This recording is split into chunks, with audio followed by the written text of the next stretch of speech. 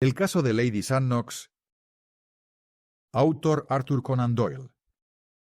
Las relaciones entre Douglas Stone y la conocidísima Lady Sannox eran cosa sabida tanto en los círculos elegantes a los que ella pertenecía en calidad de miembro brillante, como en los organismos científicos que lo contaban a él entre sus más ilustres cofrades. Por esta razón, al anunciarse cierta mañana que la dama había tomado de una manera resuelta y definitiva el velo de religiosa y que el mundo no volvería a saber más de ella, se produjo, como es natural, un interés que alcanzó a muchísima gente. Pero cuando a este rumor siguió de inmediato la seguridad de que el célebre cirujano, el hombre de nervios de acero, había sido encontrado una mañana por su ayuda de cámara, sentado al borde de su cama, con una placentera sonrisa en el rostro y las dos piernas metidas en una sola pernera de su pantalón, y que aquel gran cerebro valía ahora lo mismo que una gorra llena de sopa, el tema resultó suficientemente sensacional para que se estremeciesen ciertas gentes que creían tener su sistema nervioso a prueba de esa clase de sensación. Douglas Stone fue en su juventud uno de los hombres más extraordinarios de Inglaterra. La verdad es que apenas si podía decirse, en el momento de ocurrir este pequeño incidente, que hubiese pasado esa juventud, porque solo tenía entonces 39 años. Quienes lo conocían a fondo sabían perfectamente que, a pesar de su celebridad como cirujano, Douglas Stone habría podido triunfar con rapidez aún mayor en una docena de actividades distintas. Podía haberse abierto el camino hasta la fama como soldado, o haber forcejeado hasta alcanzarla como explorador. Podía haberla buscado con empaque y solemnidad en los tribunales, o bien habérsela construido de piedra y de hierro, actuando de ingeniero. Había nacido para ser grande, porque era capaz de proyectar lo que otros hombres no se atrevían a llevar a cabo, y de llevar a cabo lo que otros hombres no se atrevían a proyectar. Nadie le alcanzaba en cirugía. Su frialdad de nervios, su cerebro y su intuición eran cosa fuera de lo corriente. Una y otra vez, su bisturí alejó la muerte, aunque al hacerlo hubiese tenido que rozar las fuentes mismas de la vida, mientras sus ayudantes empalidecían tanto como el hombre operado. ¿No queda aún en la zona del sur de Marylebone Road y del norte de Oxford Street el recuerdo de su energía, de su audacia y de su plena seguridad en sí mismo? Tan destacados como sus virtudes eran sus vicios, siendo además infinitamente más pintorescos. Aunque sus rentas eran grandes, y aunque era, en cuanto a ingresos profesionales, el tercero entre todos los de Londres, todo ello no le alcanzaba para el tren de vida en que se mantenía. En lo más hondo de su complicada naturaleza había una abundante vena de sensualidad, y Douglas Stone colocaba todos los productos de su vida al servicio de la misma. Era esclavo de la vista, del oído, del tacto, del paladar. El aroma de los vinos añejos, el perfume de lo raro y exótico, las curvas y tonalidades de las más finas porcelanas de Europa se llevaban el río de oro al que daba rápido curso. Y de pronto lo acometió aquella loca pasión por Lady Sannox. Una sola entrevista, con dos miradas desafiadoras y unas palabras cuchicheadas al oído, la convirtieron en hoguera. Ella era la mujer más adorable de Londres, y la única que existía para él. Él era uno de los hombres más bellos de Londres, pero no era el único que existía para ella. Lady Sannox era aficionada a variar, y se mostraba amable con muchos de los hombres que la cortejaban. Quizá fuese esa la causa, y quizá fuese el efecto. El hecho es que Lord Sannox, el marido, parecía tener 50 años, aunque en realidad solo había cumplido los 36. Era hombre tranquilo, callado, sin color, de labios delgados y párpados voluminosos, muy aficionado a la jardinería y dominado completamente por inclinaciones hogareñas. Antaño había mostrado aficiones a los escenarios.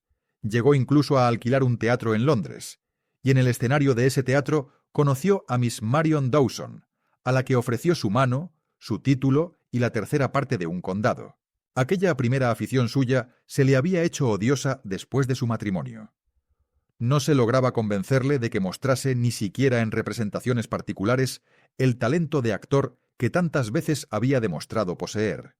Era más feliz con una azadilla y con una regadera entre sus orquídeas y crisantemos.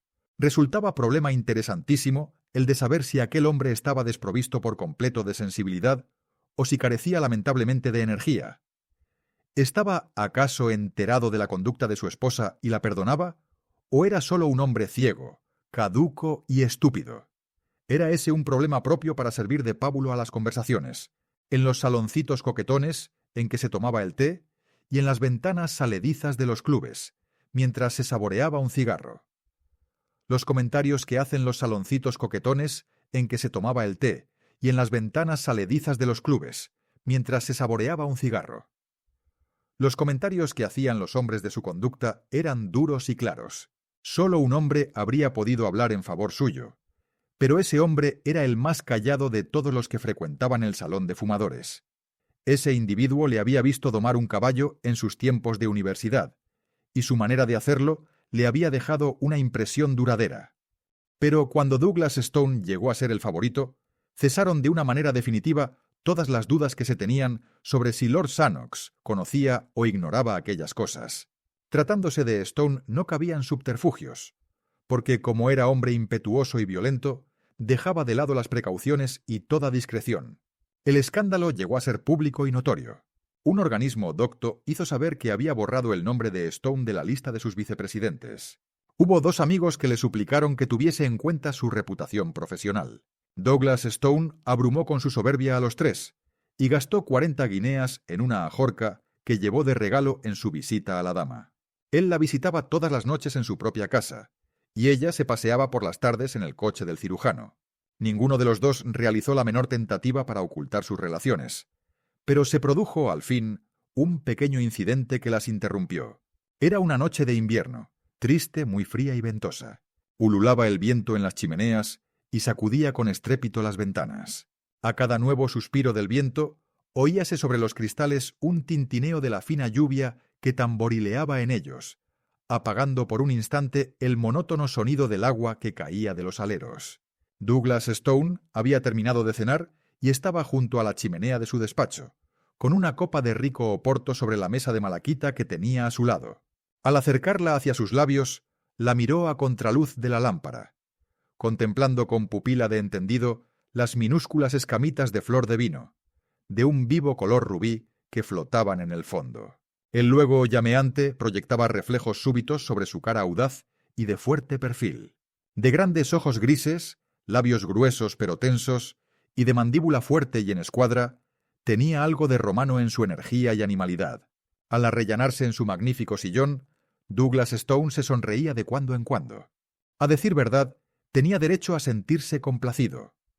Contrariando la opinión de 6 de sus colegas, había llevado a cabo ese mismo día una operación de la que sólo podían citarse 2 casos hasta entonces, y el resultado obtenido superaba todas las esperanzas. No había en Londres nadie con la audacia suficiente para proyectar, ni con la habilidad necesaria para poner en obra aquel recurso heroico. Pero Douglas Stone había prometido a Lady Sannox que pasaría con ella la velada, y eran ya las 8:30.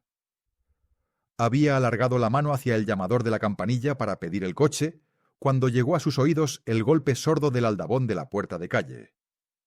Se oyó un instante después ruido de pies en el vestíbulo, y el golpe de una puerta que se cerraba.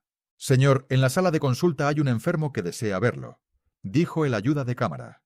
«¿Se trata del mismo paciente?» «No, señor, creo que desea que salga usted con él». «Es demasiado tarde», exclamó Douglas Stone con irritación.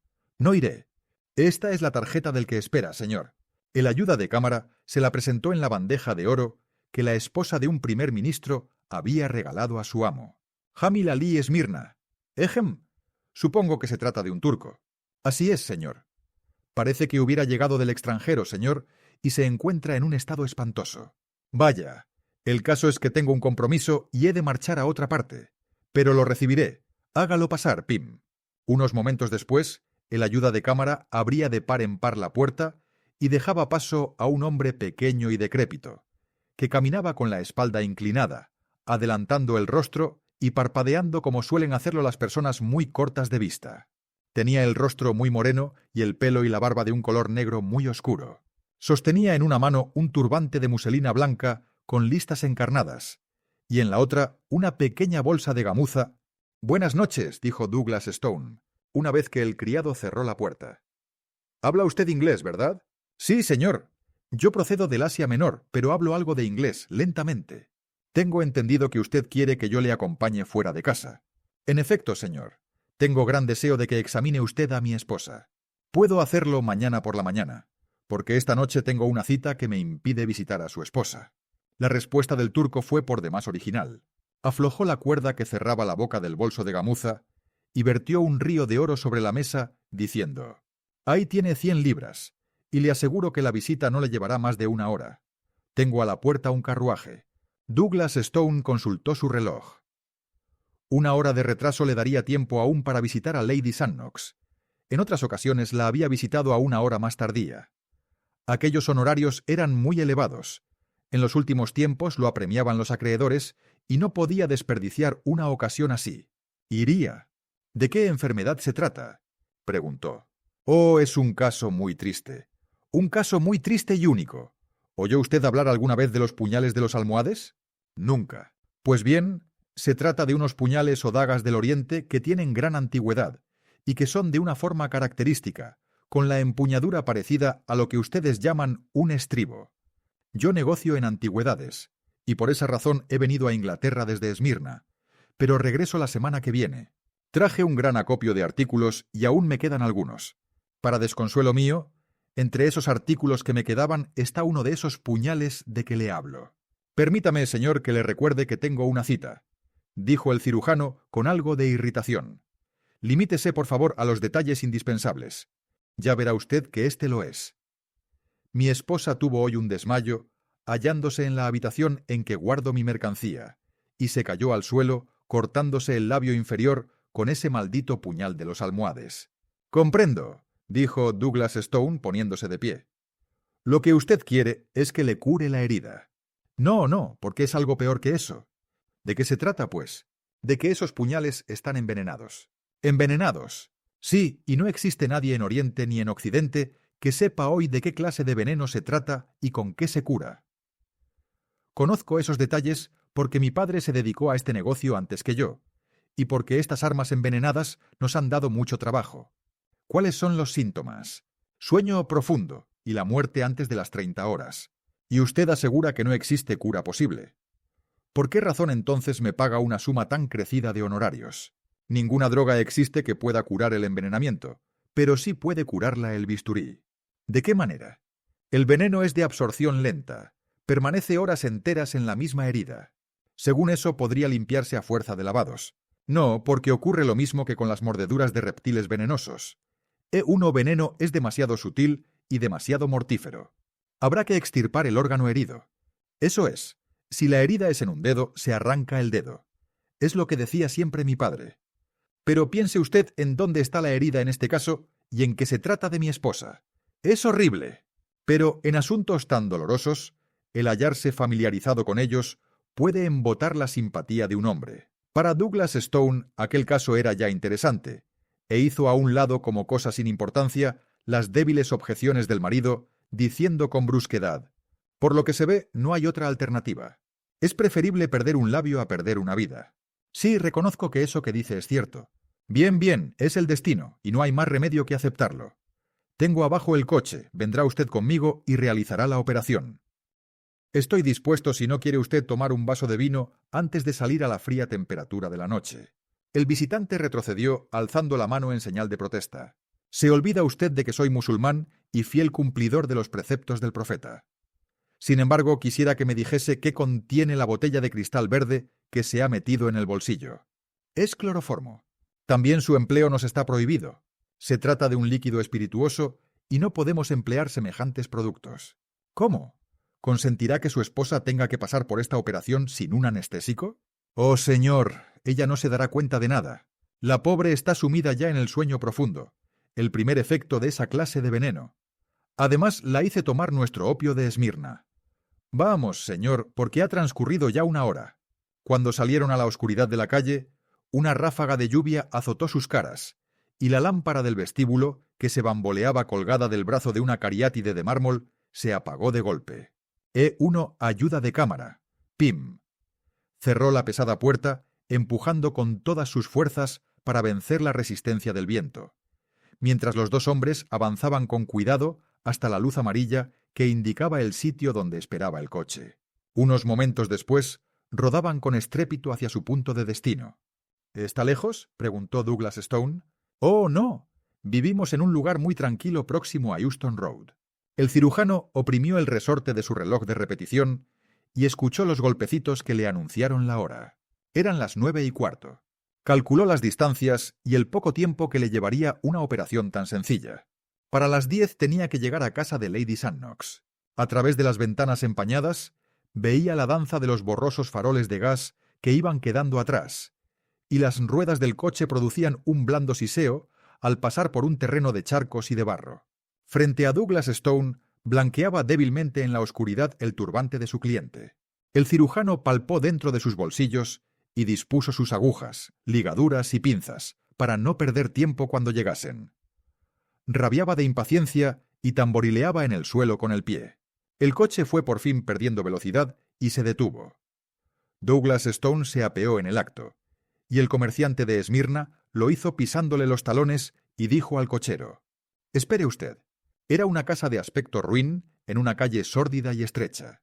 El cirujano, que conocía bien su Londres, echó una rápida ojeada por la oscuridad, pero no observó nada característico, ni una tienda, ni movimiento alguno, nada, en fin, fuera de la doble fila de casas sin relieve en sus fachadas, de una doble faja de losas húmedas que brillaban a la luz de la lámpara y de un doble y estrepitoso correr del agua por los arroyos para precipitarse entre remolinos y gorgoteos por las rejillas de los sumideros.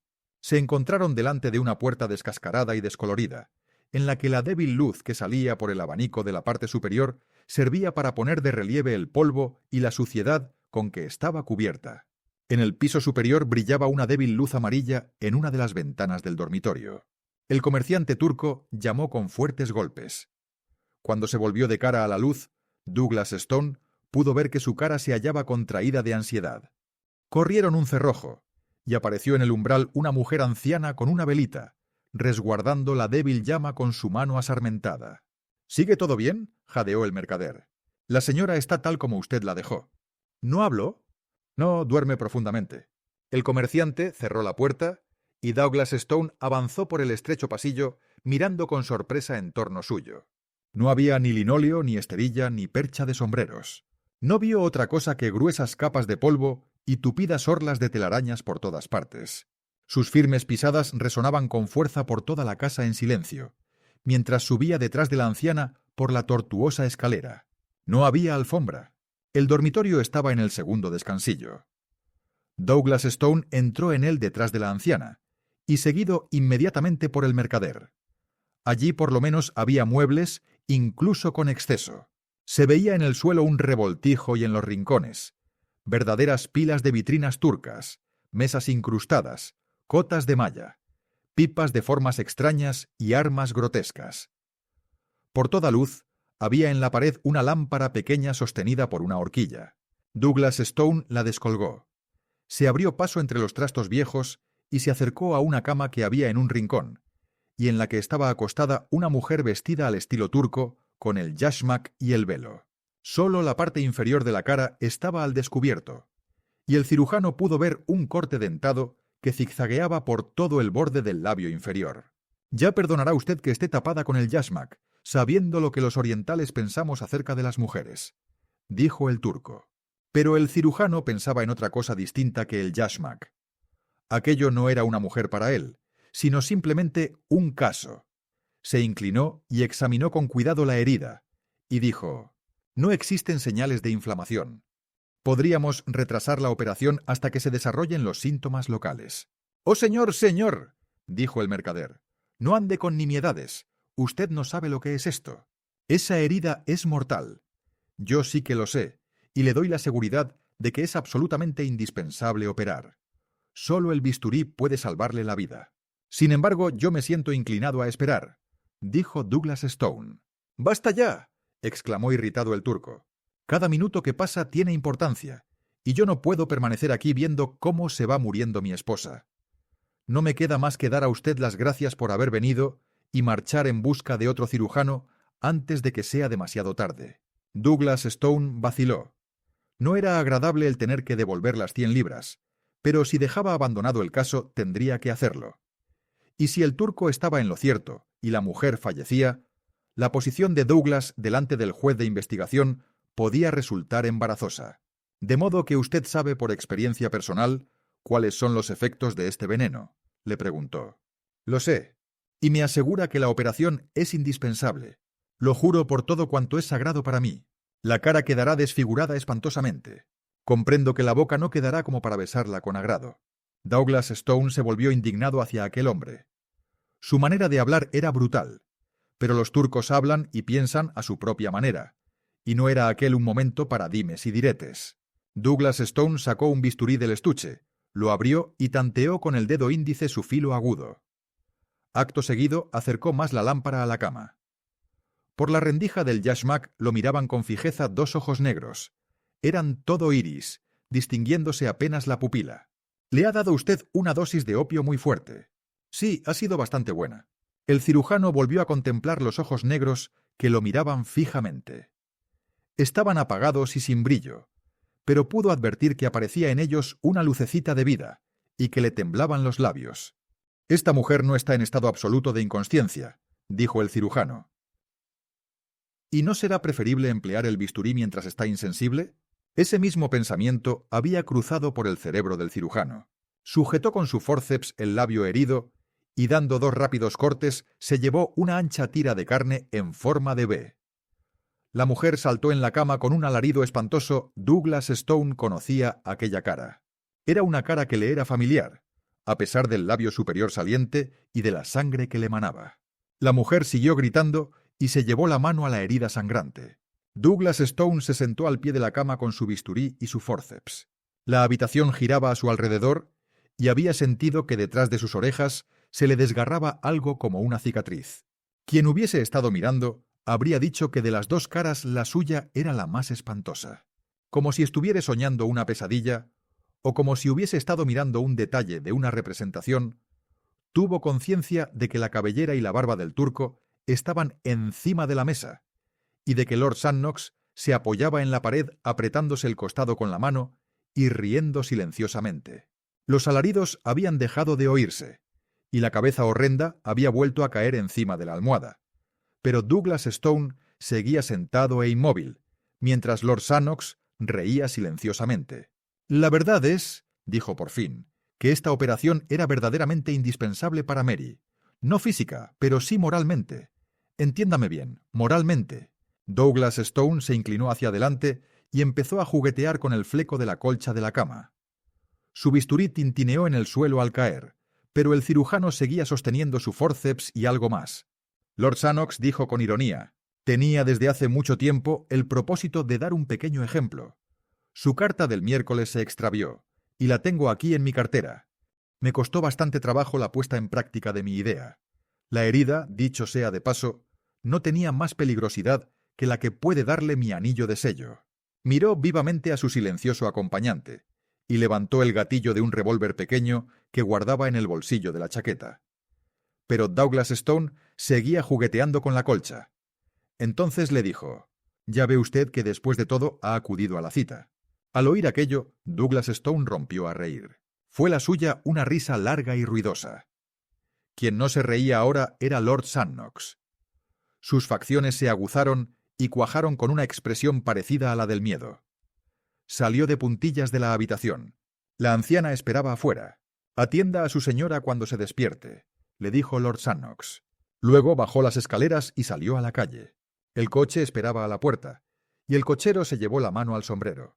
Lord Sannox le dijo: «Juan, ante todo llevarás al doctor a su casa. Creo que hará falta asistirlo al bajar las escaleras. Dile a su ayuda de cámara que se ha puesto enfermo durante una operación». «Muy bien, señor». «Después llevarás a Lady Sannox a casa». «¿Y a usted, señor?» «Verás, durante los próximos meses me hospedaré en el Hotel di Roma, en Venecia. Cuida de que me sea enviada la correspondencia, y dile a Stevens que el lunes próximo exhiba todos los crisantemos de color púrpura y que me telegrafíe el resultado».